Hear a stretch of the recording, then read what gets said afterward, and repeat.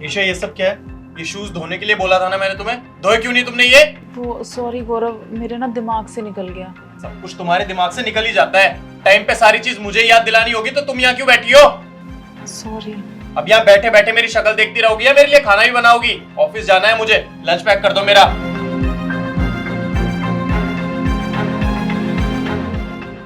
गौरव, ये लो आपका टिफिन। क्या बनाया आज खाने में? टिंडे की सब्जी। यार तुम हर वक्त टिंडे, ये तोरी, यही सब बना के खिलाती रहो मुझे। अरे यार कभी पनीर, राजमा, चावल ये भी बना दिया करो। टिंडे खिला खिला के बोर कर दिया है इसने मुझे।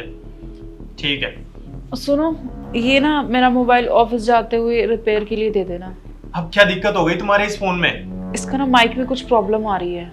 देखो मैं ऑफिस जा रहा हूँ, तुम्हारा फोन ठीक कराने के लिए मेरे पास टाइम नहीं है। समझ में आ रहा है? जाने दो मुझे ऑफिस। देख लो यार, एक बार ट्राई करके ऑफिस जाते हुए दे देना, ज्यादा टाइम भी नहीं लगेगा। मतलब मैं ऑफिस जाने से पहले तुम्हारा फोन दुकान पे लेके जाऊं, ऑफिस से आते वक्त तुम्हारा फोन दुकान पे से उठा कर लेके आऊं? अरे यार तुम घर में पड़ी पड़ी करती क्या हो? कोई काम दाम तो होता नहीं है तुम्हें। सारा दिन पड़े पड़े ये सोफा या फिर वो बेड तोड़ती रहती हो। इससे बढ़िया है अपने चुपचाप जाओ, अपना फोन खुद ठीक करा लेना। समझ में आ रहा है तुम्हें? सारा काम तुम्हारा मैं नहीं करूंगा। लेकिन गौरव, तुम्हें पता तो है ना, मैं घर से बाहर तो जाती ही नहीं हूँ। अरे तुम छोड़ो यार, कोई काम दाम करती नहीं हो। मैं वैसे भी ऑफिस के लिए लेट हो रहा हूँ, मैं चलता हूँ।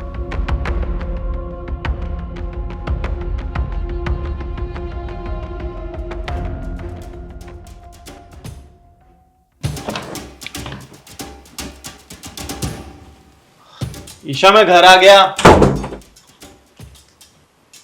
सोफे भी सारे बिखरे हुए हैं, ईशा भी नहीं दिख रही। शायद किचन में होगी। डाइनिंग टेबल भी बिखरा हुआ है, किचन में भी साफ सफाई नहीं कर रखी है और ईशा यहाँ भी नहीं है। बेडरूम में होगी शायद। यार बेडरूम का तो क्या हाल बना दिया ईशा ने, कुछ भी साफ सफाई नहीं करी है। ईशा बाथरूम में हो क्या? बाथरूम में भी नहीं है। ऐसे पूरे घर को बिखेर के चली कहां गई वो? हो सकता है मम्मी के घर गई हो। मैं फोन कर लेता हूं। हेलो मम्मी, नमस्ते। ईशा आपके घर पे आई है क्या? नहीं कुछ नहीं, टेंशन की कोई बात नहीं है।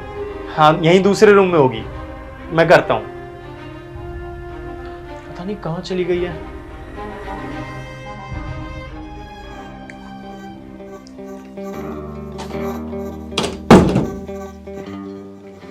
ईशा कहां गई थी तुम?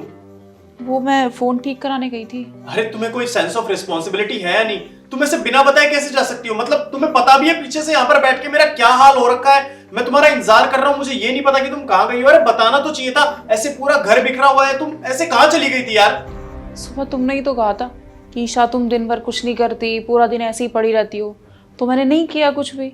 तुम्हें भी तो पता चलना चाहिए ना कि मैं दिन भर क्या करती हूँ। तुम्हें पता है, तुम्हारे उठने से पहले मैं उठ जाती हूँ, पूरे घर का काम करती हूँ, तुम्हारे लिए ब्रेकफास्ट बनाती हूँ, तुम्हारे कपड़े तैयार करती हूँ, प्रेस करती हूँ, तुम्हें नाश्ता कराती हूँ, उसके बाद तुम्हारे लिए लंच तैयार करती हूँ, तुम्हें ऑफिस भेजती हूँ। ऑफिस भेजने के बाद मैं पूरे घर का काम करती हूँ, तुम्हारे कपड़े धोती हूँ। 15 या 20 मिनट मुश्किल से आराम से बैठती हूँ, चाय पीती हूँ। उसमें भी 70 ख्याल आते हैं दिमाग में कि यार गौरव आने वाले होंगे, उनके लिए डिनर भी तैयार करना है, वो क्या खाएंगे क्या नहीं खाएंगे। मैं तुम्हारे आने से ना पता नहीं कितने घंटों पहले तुम्हारे आने की तैयारी में लग जाती हूँ, तुम्हारे लिए डिनर बनाने लगती हूँ। और अलग से तुम्हें मीठा भी चाहिए होता है खाना खाने के बाद, फिर वो बनाना होता है।